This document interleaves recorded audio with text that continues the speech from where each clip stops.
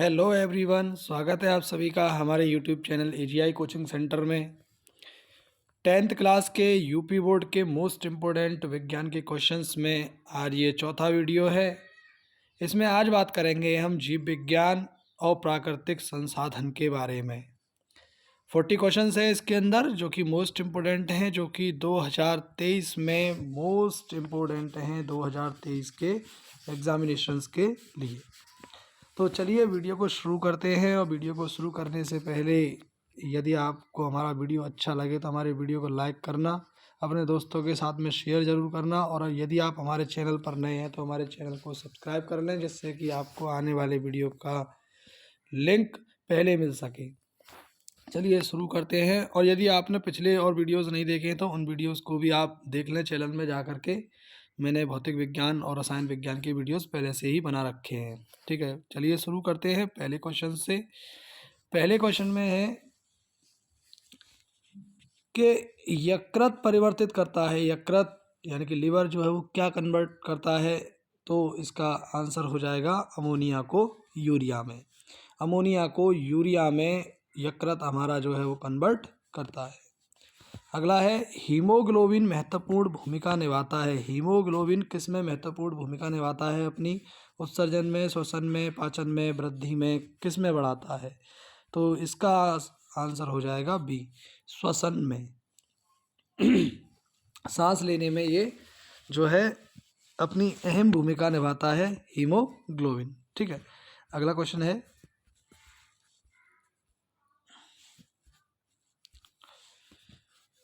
मनुष्य के प्रत्येक जबड़े में चवर्णक दंतों की संख्या होती है।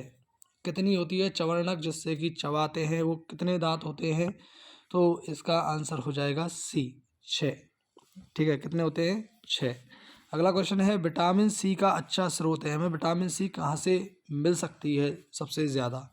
अंडे से मिल सकती है, मछली से, गेहूँ से, या संतरे से? तो विटामिन सी जो होते हैं वो कट्टे पदार्थ होते हैं, तो यानी कि संतरे से। ठीक है, संतरा जो है एक अच्छा स्रोत है किसके लिए? जो है विटामिन सी के लिए। तो इसका आंसर हो जाएगा डी, ऑप्शन डी। ठीक है, अगला है मनुष्य के मुख में लार ग्रंथियों की संख्या होती है। लार ग्रंथियां कितनी होती हैं? ठीक है, लार ग्रंथियों की संख्या कितनी होती है मनुष्य के मुख के अंदर? तो इसका आंसर हो जाएगा 3 जोड़ी।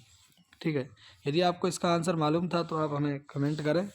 जो है जिनके भी आंसर्स आपको पता हैं उनके आंसर्स को आप हमें पहले से ही कमेंट कर दिया करें, जिससे हमें पता चलता रहे कि हाँ बच्चों को भी मालूम है।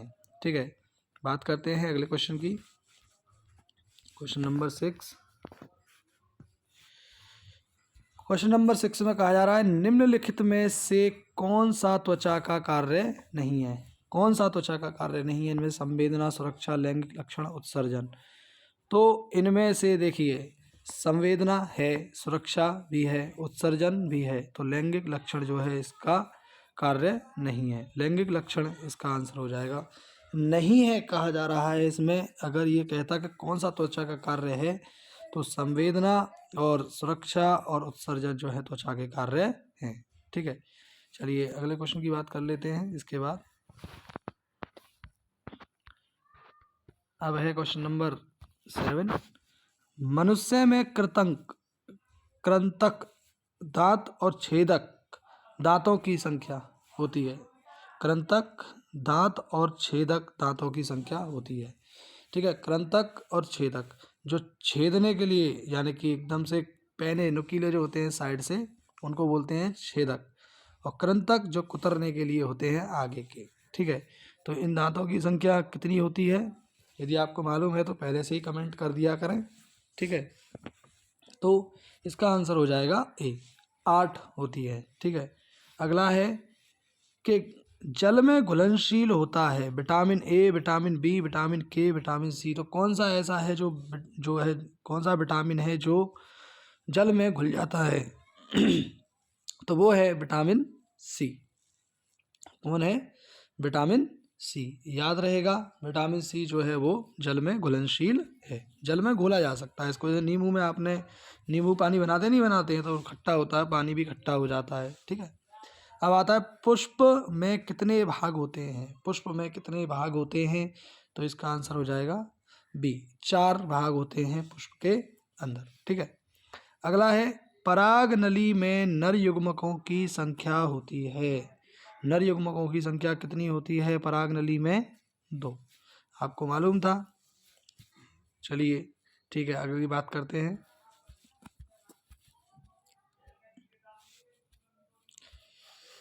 अब है क्वेश्चन नंबर यहाँ पर 11 के मादा लिंग हार्मोन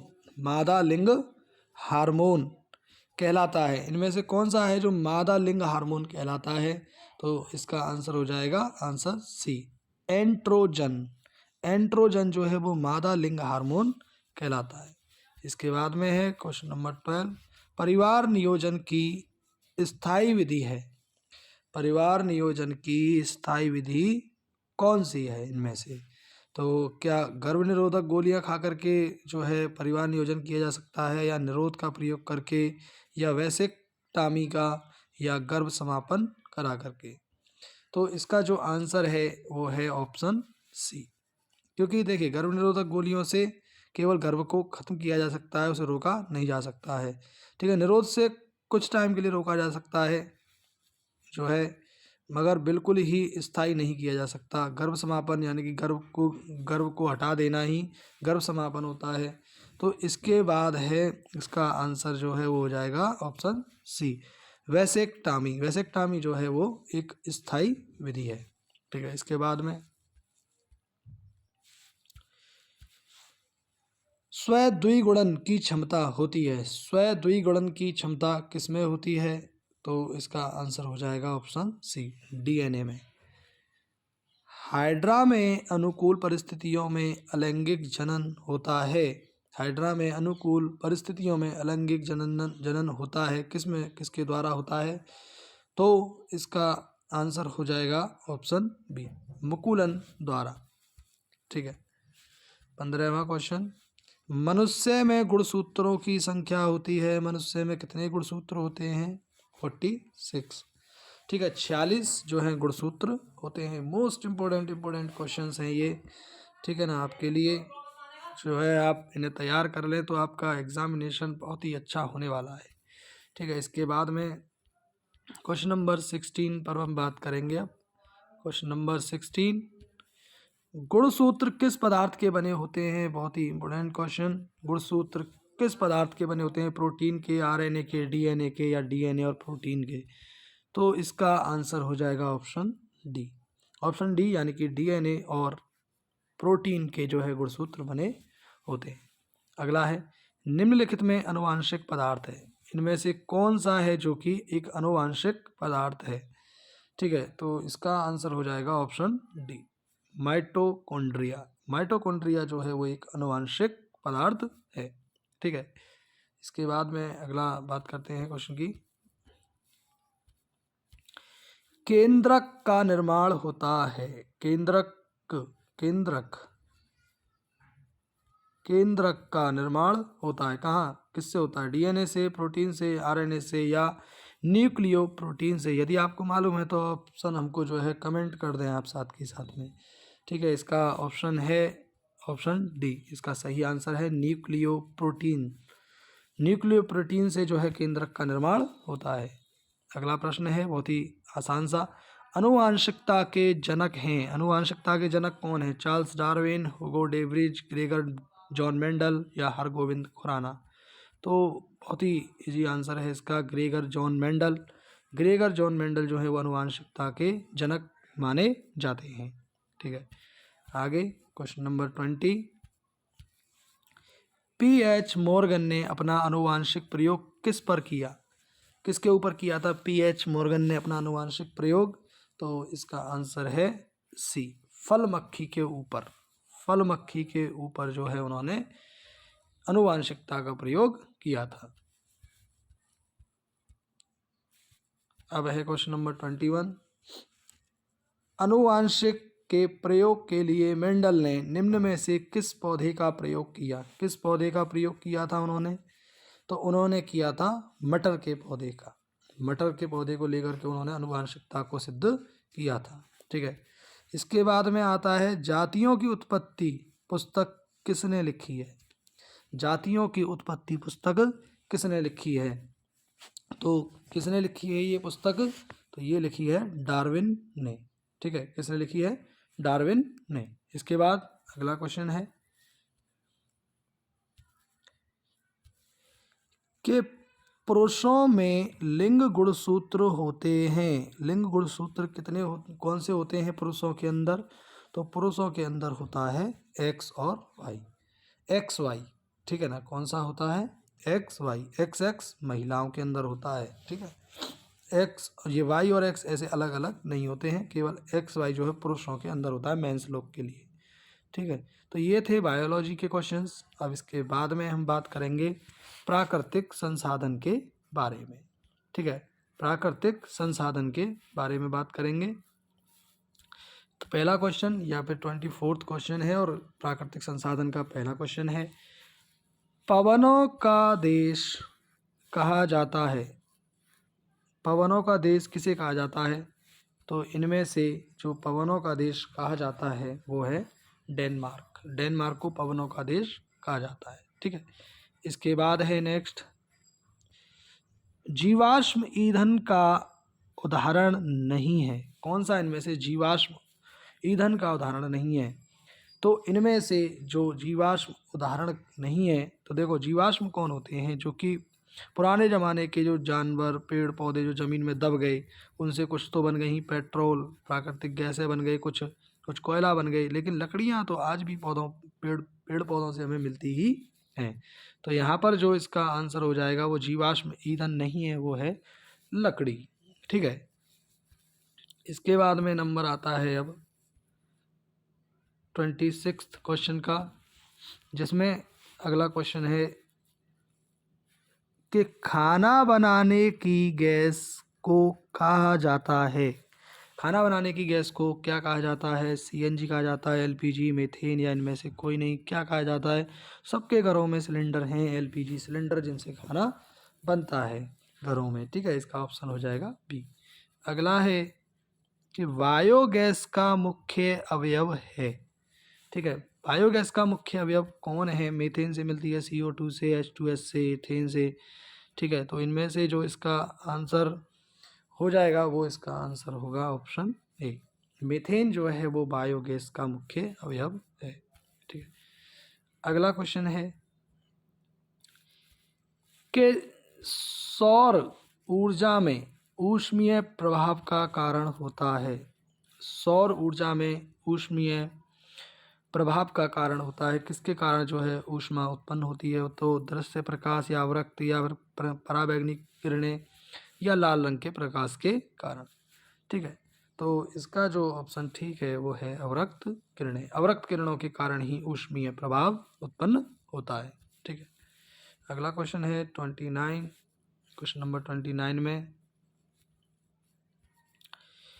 क्वेश्चन नंबर 29 में कहा जा रहा है कि ऊर्जा का नवीकरणीय स्रोत है।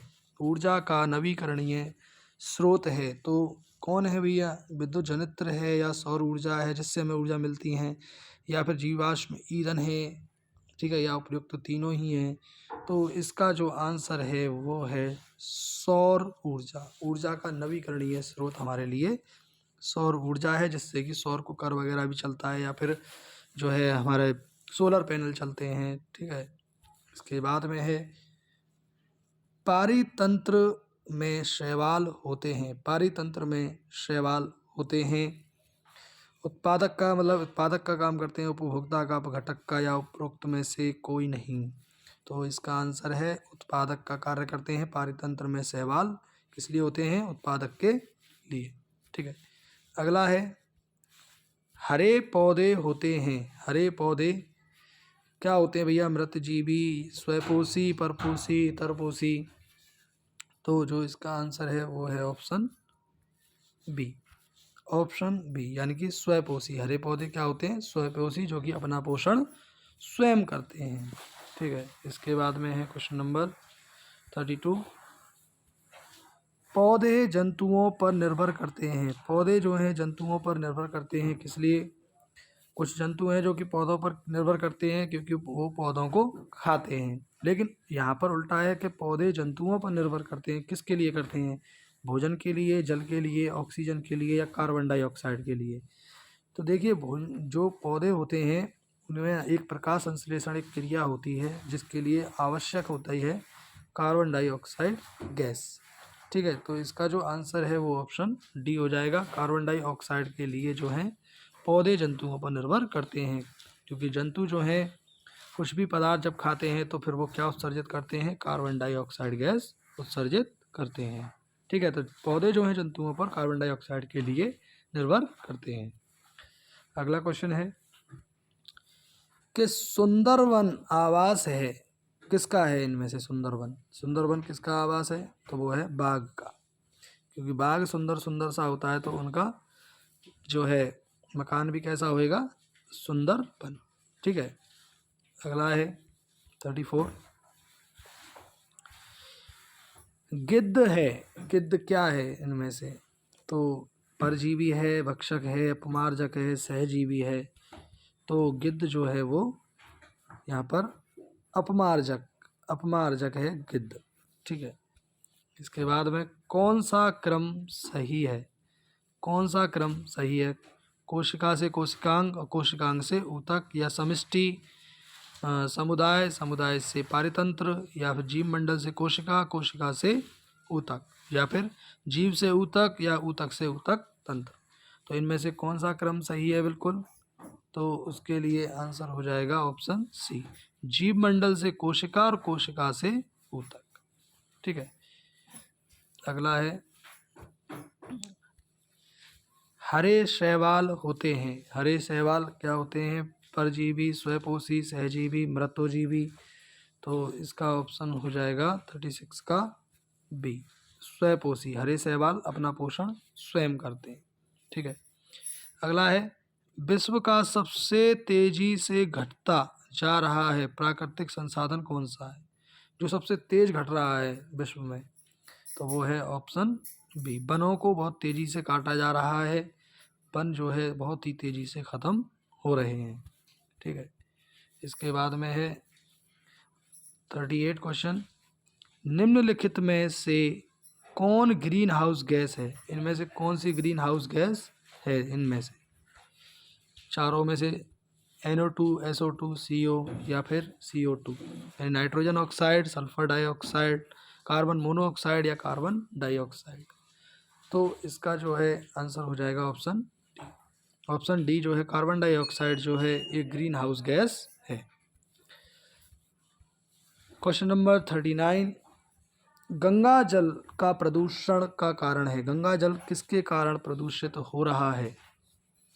नगरों द्वारा उत्सर्जित कचरा और मल के द्वारा, उद्योगों द्वारा उत्पादित रसायनों का निपटान के लिए, शवों को गंगा में बहाना, या उपरोक्त सभी। तो इसका आंसर होगा उपरोक्त सभी, क्योंकि ये सभी कारण हैं जिनकी वजह से गंगा मैया का सारा पानी गंदा हो रहा है। अगला है गंगा सफाई कार्य योजना किस वर्ष में प्रारंभ हुई? किस वर्ष में प्रारंभ हुई गंगा सफाई योजना? तो वो हुई थी 1985 में। 1985 से गंगा योजना जो है सफाई की एक योजना चालू की गई थी भारत सरकार के द्वारा, लेकिन बड़ी ही जो है समस्या का विषय है कि आज तक हमारी गंगा मैया अभी तक साफ नहीं हो पाई है। ठीक है, कोशिशें जारी हैं, खैर कोई नहीं कर रहे हैं, सब लोग अपनी अपनी कोशिशें। ठीक है, चलिए आज के वीडियो में यहीं पर 40 क्वेश्चंस के बाद में यहीं पर होता है इसका एंड। और यदि आपको हमारा वीडियो अच्छा लगा है तो वीडियो को लाइक करें, अपने दोस्तों के साथ में शेयर ज़रूर करें, शेयर करना ना भूलें। और यदि आपको वीडियो अच्छा लगा है तो हमारे चैनल को सब्सक्राइब भी कर लें। आगे हम वीडियोस लाएंगे अब आपके लिए इसके 50 क्वेश्चंस जो कि होंगे रिटन बेस्ड। जो लिखित परीक्षा होगी 50 अंक की, उसके लिए भी अब हम 50 क्वेश्चन आपको लिखित परीक्षा के तैयार करवाएंगे, जो कि मोस्ट इम्पोर्टेंट होंगे वही आपको तैयार करवाए जाएंगे। चलिए मिलते हैं अगले वीडियो में। नमस्कार।